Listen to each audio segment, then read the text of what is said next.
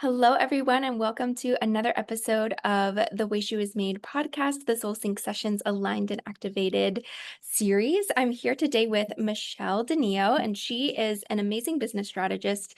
We actually connected via one of her connection calls where she had brought women together from different audiences and different backgrounds to connect and collaborate and really just get to know each other. And I loved her approach to all of that and what she's doing within her business. So I'm super excited to have you here today, Michelle. Could you explain a little bit about who you are and what you're working on, who you work with? Yeah, absolutely. It's so fun to be here. I think we actually met like on Threads, which, Oh, yeah. people have such a a love-hate for social media, but when you can make great connections, it's always so nice and it outweighs all the negatives that social media has. But so yeah, I'm a business growth strategist. I work primarily with solopreneurs, women, service-based business owners that are just past the beginning stages. They're in that growth stage and they're kind of, I like to describe it as like that, now what? Where do I go from here? They've got all the ideas, they're rolling with all these, things. They're kind of losing their focus, they're losing their direction, and they're just really kind of unclear on where to go to actually bring those ideas to life and actually grow their business. So I work with them to create strategic plans, strategic growth plans, really dive into what is already working in their business. I think there's so much noise around what's not working, and I like to focus on what is working. So, yeah, that's a little bit about me and who I work with. I love that. And I love that you also mentioned taking where they have a vision and they've got things that are working, but it's like, okay, I feel like there's a shift or a pivot because I can resonate with a lot of the women that I work with where they're feeling like they need more purpose or they're feeling they need to shift something in their business, but they might not know what that is. When people come to you or women come to you, is there typically something that stands out to you as far as like, okay, yeah, we need to make a pivot? Or is it just that kind of inner sense that they feel of like something's off? A little bit of like something is off. I mean, there's two buckets of people. There's those that are kind of capped time for money, right? Like they've exceeded there's no more opportunity. And so because their hours are, so for example, I had a dog trainer who was like capped. She couldn't go see any more clients. So it was like that's a pivot because there's no more money to be had when you're driving from house to house to house. There's only so many hours in a day. Right. So that's kind of like a pivot. But then there's others who are just in this place of like just feeling kind of all over the place. They feel very scattered. They feel like they're doing all of these things and not really seeing the results and just wondering kind of like what's going wrong? Like what's not working here? And a lot of times it's just that they're focused on the wrong things. And so it's really more about getting them back recentered, re-clearing up that vision. Where are you trying to go? What are you actually trying to achieve? Why do you want to accomplish this? And then creating the steps to get them there. And so giving them more of a linear direction. That's so those are kind of the two areas. Yeah, I love that. And it's interesting because we've talked about this too, where we have kind of a similar approach to bringing people back into alignment. And for me, I integrate the more spiritual side, or I use the human design to say, okay, this is where you're energetically out of alignment or a mismatch for your business. And then you come in from a strategic perspective where it's like, okay, systematically, this is what's happening, or this is where I can see a pivot happening to get you closer to your goals. So, and I think both of those are super valuable depending on where they're at or the background as well. And oftentimes, I think when we come from a corporate background, like I did, and then going into the space of doing my own business, and a lot of the women that I work with come from somewhat of a similar background, we lose that sense of structure where we can get too scattered or we get so far and then we're like, okay, now what? Like now what do I do? So having that mirror perspective is always helpful to come back into alignment and to see what that looks like. And from a perspective of women who are leaving the corporate world and coming into a space of entrepreneurship, do you find that a lot of times where it's like they're either one or the other, where they get too scattered or they're too structured because of the exchange of time for money? Yeah, I think it's a balance of trying to figure out like where do I spend my time and where do I put my efforts and resources. What I find is that it's really just a matter of scattered like energies around like I don't know what they're either doing too much, right? Or they're not doing enough because they don't really know what to do. So they're stuck in that like analysis paralysis. A lot of the clients I work with are ADHD or neurodivergent. So there's like so many things that come into play. There's like a demand avoidance issue, there's an overthinking, perfectionism, rejection sensitivity, right? So all of those things I think play a huge role in just that decision making process. It's really more of like that decision fatigue, I think, is what I'm seeing a lot of now. And like you said, energetic alignment too. I really don't think like energetics and strategy, it's like an either or. I think it's like an and. You have to be both in alignment energetically and in alignment strategically. But I also think too, what I see a lot is that there's just so much noise out there. There's just so much information, and we are kind of like in this space of information overload. And so what's happening is people are kind of trying to piece together all of these different strategies and tactics and taking a little bit of human design and a little bit of this and a little bit of that. And they're not really going all in on any of it. And so that's what's causing this like chaos inside their business, is that it's just, there's not a lot of, there's just too many things. They're trying to piece too many things together, and it just doesn't work in all reality. It just doesn't work. I agree. The call that I had before this, I was talking to a functional nutritionist. And even within her practice, she was saying the same thing where we are just bombarded with information from all different areas. And we're trying to look at our health, we're trying to look at our business, we're trying to look at these other things, and we segment them and we fragment so much stuff, or we try to piece it together in a way, or like, oh, so and so just did this and now they're making 10K months. That's actually what kind of brought me into the human design space, because I was like, okay, why is what's working for me not working for you? Or how can I personalize this and actually implement and put together a strategy that makes sense for how you're designed to work?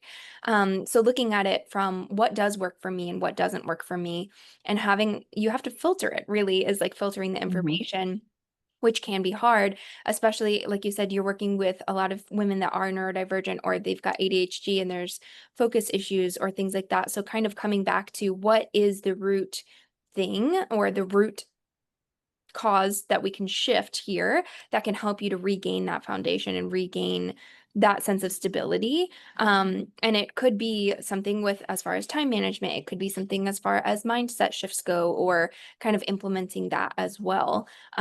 So I love that you kind of look at all of those things and it's not just one or the other, because to me, it's like if your mindset is off, then your business is going to be off, or if your body is off. Like I just did a membership pop in for you last week, and we talked about cycle syncing, and these are all tools that you can use. But what I love about human design and astrology and cycle syncing is it helps you to come back into alignment with you, and it's really about kind of getting out of your head and into your body for to find that sense of peace, and then taking an aligned step forward.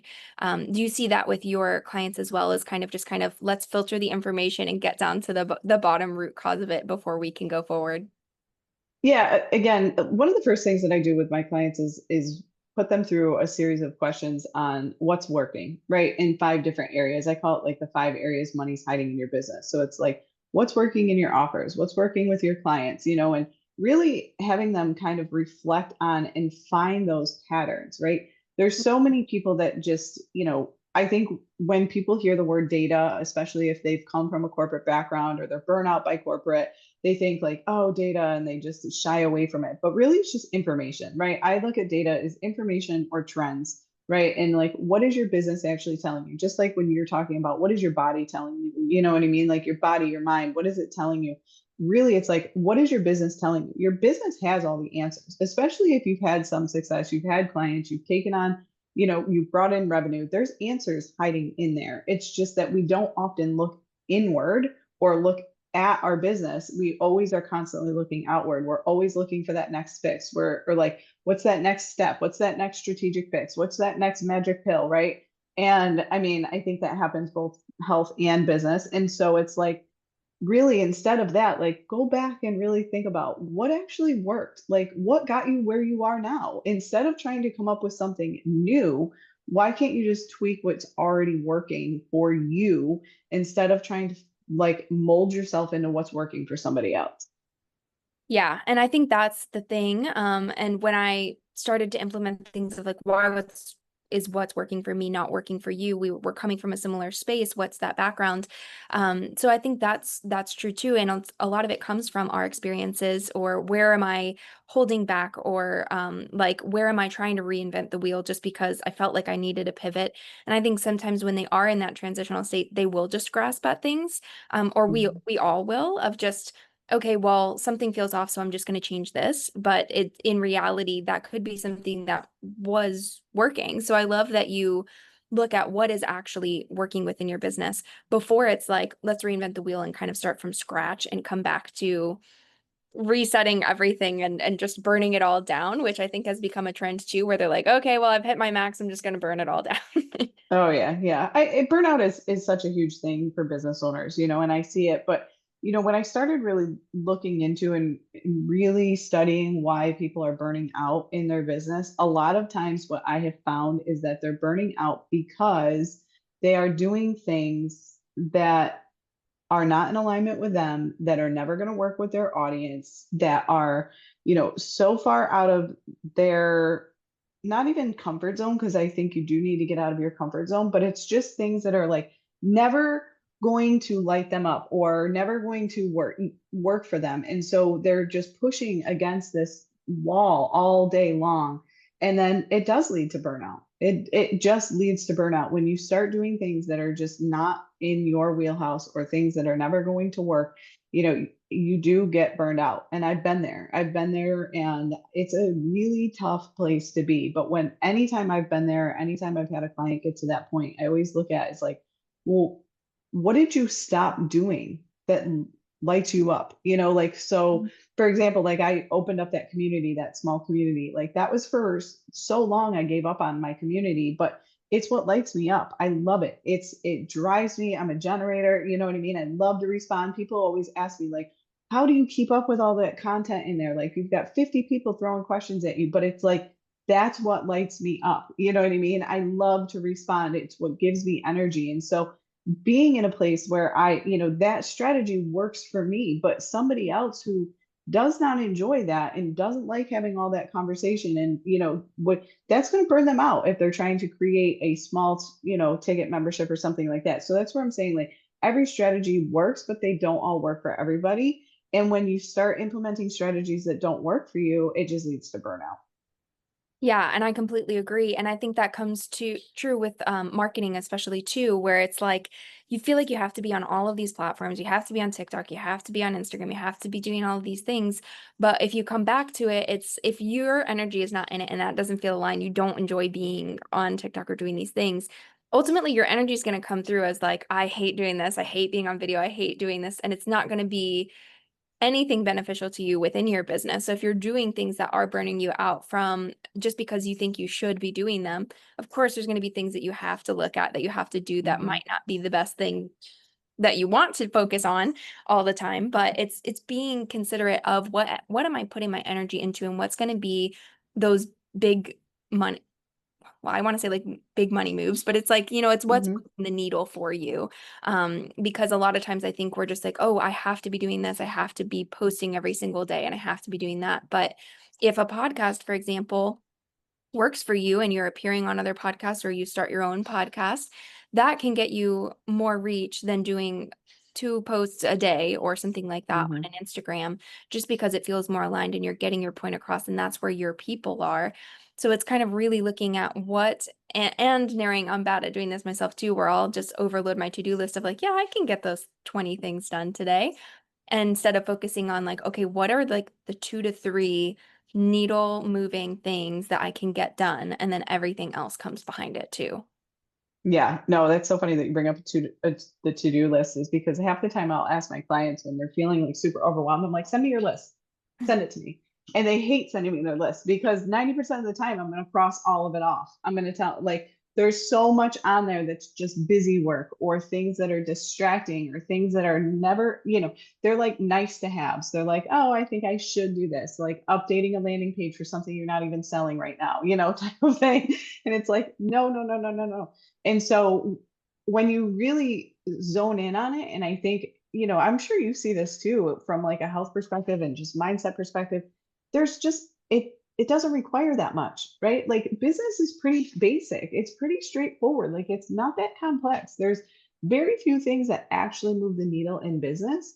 And when you can zone in on those, it just makes life so much easier because it's like, oh, I don't have to do all this. And then, you find all this time. And then I think what also happens is then people feel like, wow, I feel like I should be doing more. I feel like I should be working more hours instead of just like owning the fact that, like, for the most part, most people can grow their business in like 4 hours a day. If it's laser focused time, you can really pretty much get everything done that you need to do in about 4 hours, unless you're doing a lot of connection and networking and different things. But like from a money making standpoint, you should be able to get most of what you need done in about 4 hours a day and not feel guilty about that.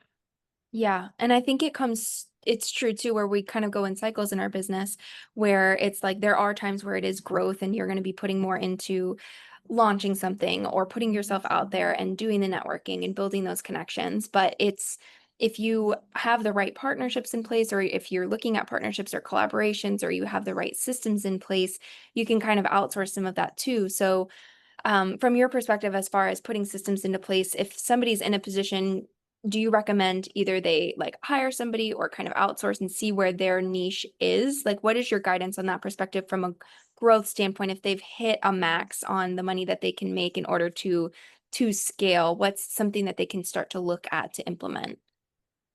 Well, I don't always recommend outsourcing because I don't know that everybody is ready for outsourcing, but I'm a huge fan of it if people are ready for it, right? Like if they have their processes in place, if they have documentation, if they have a very clear understanding of what they are trying to outsource, I think it's a great idea. And I do highly recommend like micro outsourcing, like one task at a time. And I know for a lot of outsourced professionals, they don't want to take on or start small. But like even right now, I have a VA that I only pay 5 hours a month, and she's only handling one thing, which is repurposing my podcast. That's it, right? Because it was an easy thing that I could get started with that really was a needle mover for me because the more people I can get listening to my podcast, really creating all this visibility. But it was something that I just never could get to, even though it's an easy thing. It's just something I never really put the time and energy into.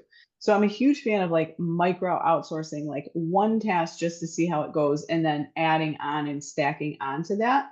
The other thing I try to look at is eliminating. Obviously, if there's anything that can be eliminated that doesn't need to be done, or can you just simplify it, right? Like, where can you simplify it? Because I do think there's just so much over complication in the business space of like what is happening, and really so looking at simplification. But from a scaling perspective, sometimes I do think that outsourcing or hiring, but what I also really try to encourage, a lot of people get into entrepreneurship because they don't want to lead teams, right? They don't want to manage people. So outsourcing just requires managing people. And if you don't have a people management skill, which not everybody does, it's not a negative thing, but not everybody is good at managing people.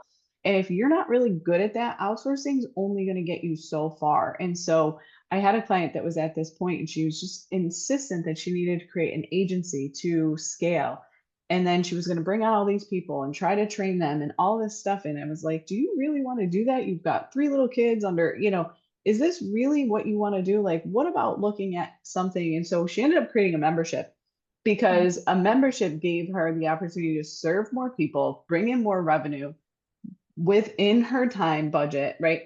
And so I think there's just different ways that you can look at, and it's not always about bringing on more people because that can also just add more hours to your day if you're already at capacity. It doesn't always alleviate the stress. Yeah, I think that's a great point too. And looking at what does outsourcing look like? Because for some people, like I had one client who was manually doing all of her appointment setting and doing all of these different things. So she was communicating back and forth of like, does this time work or does this time work? So as far as automating or kind of offloading from her to-do list, I was like, okay, we're going to set up a calendar system for you so that it books, it auto puts it in, automate the email flows so that you have some of that into place so that you don't have to think about it. So once somebody books, you just worry about showing up for the appointments. So I think it could be even as simple as redefining, or what does that look like as far as what tools do you have in your toolbox right now, or how can we utilize those or pivot those so that we can take your focus off of the manual back and forth of the billing and like all of these different things and automate some of that, so Hmm. that you're just checking in on it and you're not constantly trying to catch up on that. So I think that, Yeah, absolutely. yeah, that can be a great way to even look at without, let me bring on another person. Or I love that you brought up the fact of like, let's shift the offer from a one-to-one perspective to a membership perspective, so that you still are giving people the tools that they can have and you're still giving them access to you, but you're managing your time differently, which I think people don't always think about.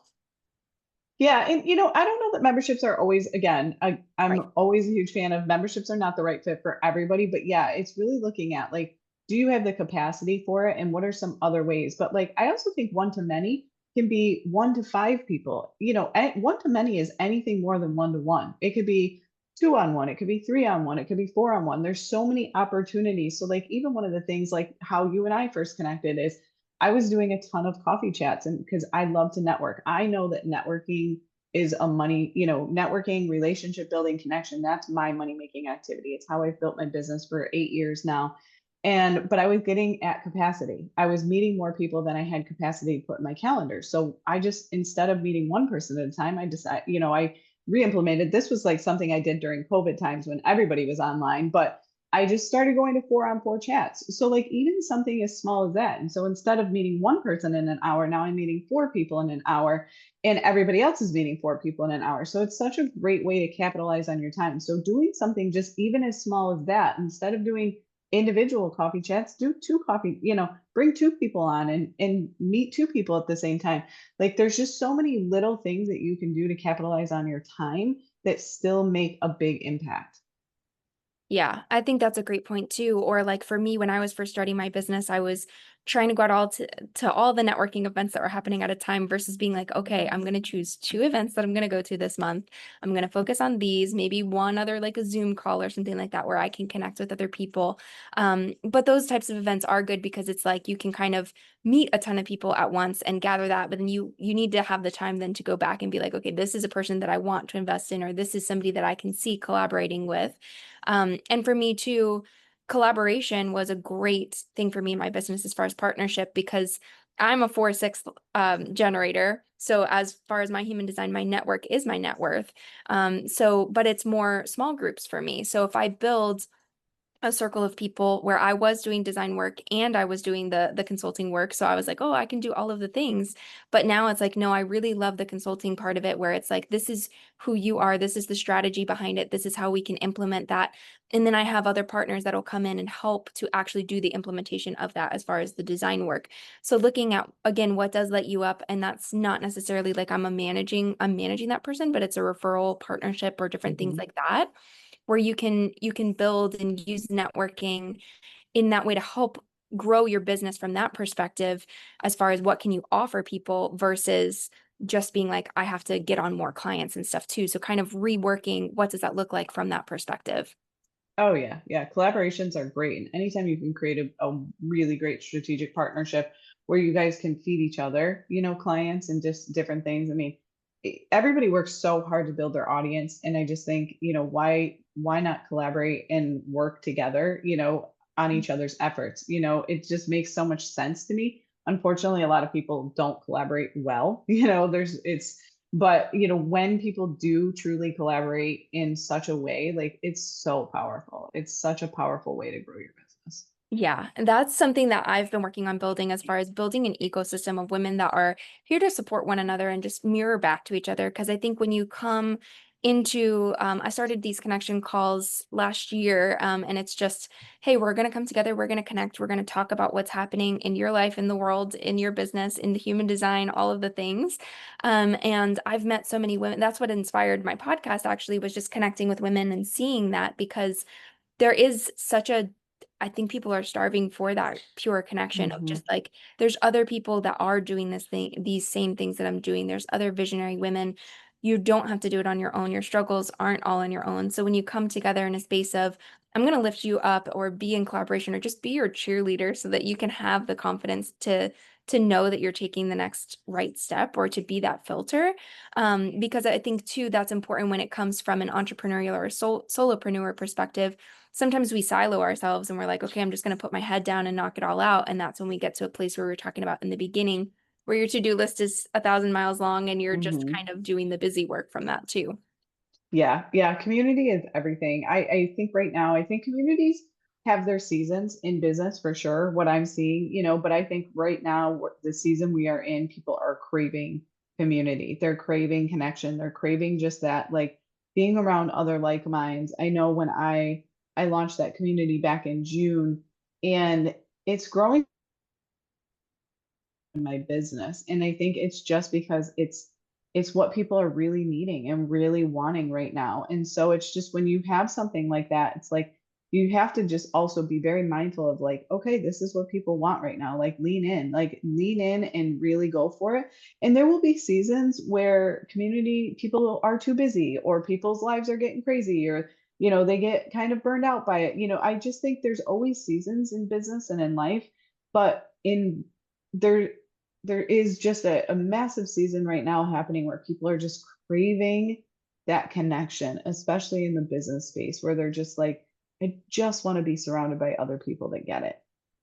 Yeah, I totally agree. And I think it's so important to be able to, like you said, if I'm having a moment where I'm like, okay, I'm questioning everything, or I'm too in my head where I can go to a space and be like, hey, I'm struggling with this, or even just throwing it out there. Like when I was first looking for a community and I was like, hey, I just want to have a space where I can throw this out there. Does anybody else want this?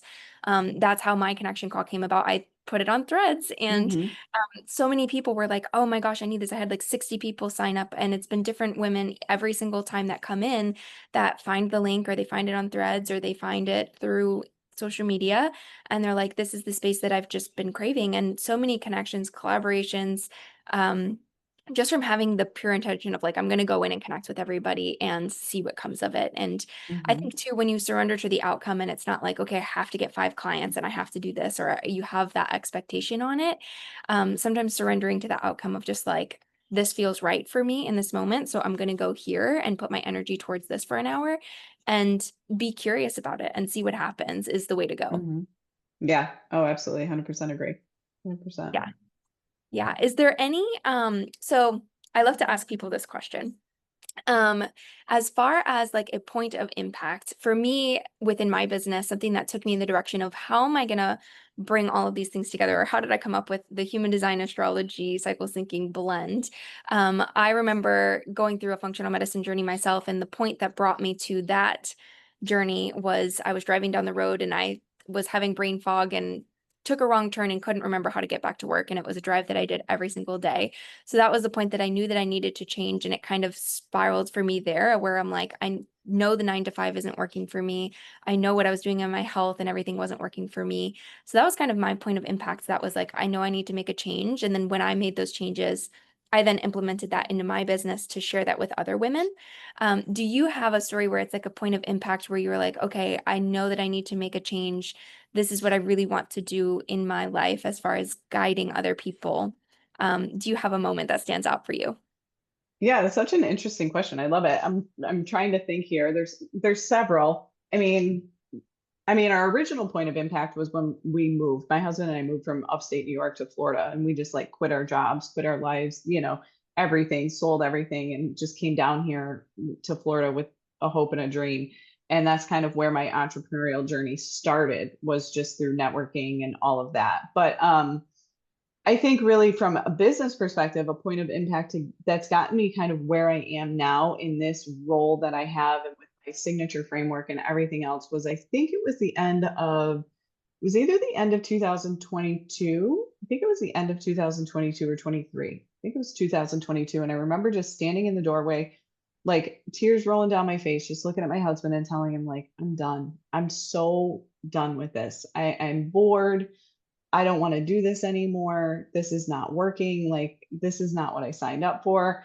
And I remember him looking at me and going, you're too good at what you do to quit, but what is going on? Like, something's happening here, and really that was the turning point when I realized like that I was so out of alignment with myself that I was listening to too many coaches. I was doing too many things. And I had changed my messaging, I had changed my voice, I had changed how I showed up in the world, and it was just like I had just completely lost myself. I think it was kind of like going through surgical menopause at the time. So there was just like a lot going on like in my life.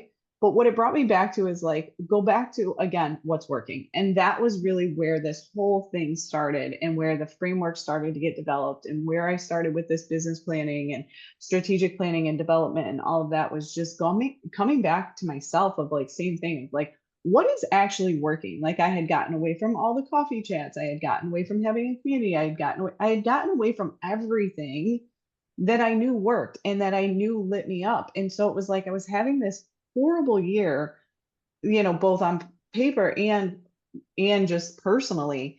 And it was like, just go back to doing what you know works. And when I did that, everything shifted and things started to fall into place and the framework started to get developed and I had, clients sign on for a year long in a mastermind. And so I think that was really kind of that turning point of just again hitting my own level of like burn it all to the ground. I'm done.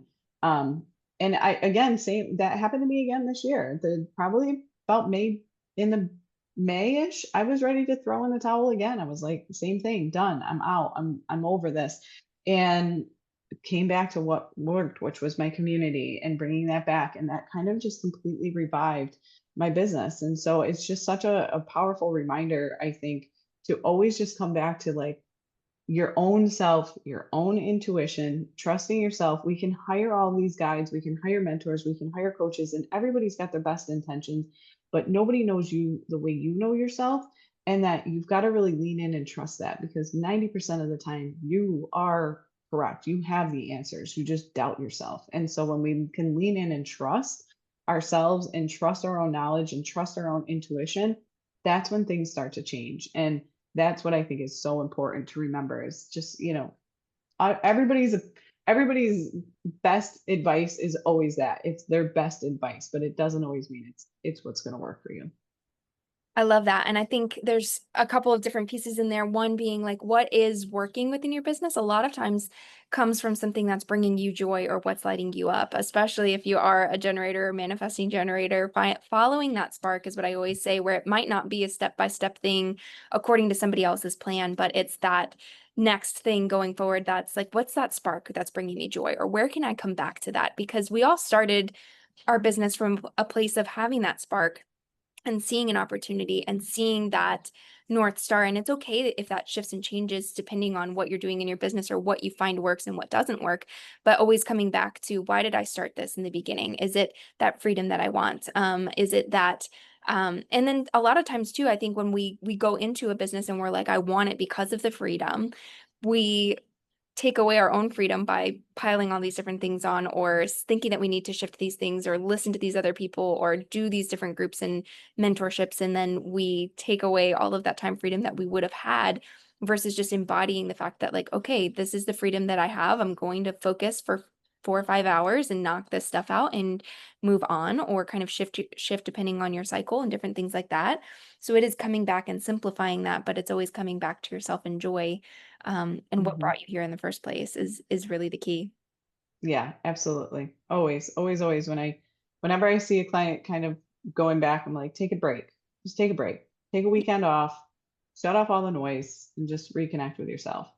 Yeah, I love that. And I think it's so important. And as a guide and a coach, I think bringing people back to themselves or giving them that reflection is what we're here for. It's not we're meant to give you the answers. So if you're applying to work with a coach or a business person in some strategy perspective, I don't think that they should ever just be the one giving you all the answers because then you're just taking their information. But as far as them reflecting back to you or giving you things to consider that bring you back to yourself is really the key. Yeah, absolutely. 100%. Amazing. Well, I know you've got a lot of amazing projects that you're working on. How can people connect with you, work with you? I know you had a podcast, you've got your community. What does that look like? Yeah, so I do have a podcast. It's called The Real Truth About Business. So that's been going for several years now. I think I'm up to episode 321. So there's quite a few there. Yeah, it's crazy. So yes, for sure, The Real Truth About Business. I drop a new episode every single week. And then I do have my community. It's called Back Pocket Insights. That is a paid community. It's a low ticket paid community. that's there. But then also just on social media, I love to connect. I would love to have you jump on a 4-on-4 chat. Let's connect. Let's have a conversation. I do those at least a couple times a week. So there's always at least 2 openings a week for those. They're just a great way to connect and meet other people and just really grow your network and just, have an hour of just great conversation. And yeah, and on social media, you can just find me on with my name, Michelle Denio, is on all of the socials. Threads is primarily where I'm hanging out these days. Facebook, I still hang out on Facebook. It's still one of my favorite platforms. And LinkedIn would be probably my third. I don't do much on Instagram. Awesome. Yeah, I know we connected on Threads. Threads has been really great for connections for me of just even those conversations or sparking Hmm. from that. It's been awesome. I don't know what their algorithm is doing, but it works. It does. It does. It's really good right now. Ride the wave while it's there, right? Exactly. And I'll put all of those links below for everybody to connect with you as we share this out. So I joined the 4-on-4 connection call, which was amazing. And that's how we first connected and kind of sparked these different collaborations together from there. So Absolutely. they work. So if you want to join, for sure, those are a great option. Yeah, absolutely. I would love to. Awesome. Thank you so much for being here today. I'm so excited to share these different tips and tools for people because I know that it's super important. And yeah, I look forward to staying connected. Yeah, absolutely. Thanks so much. I appreciate your time. You too. Bye.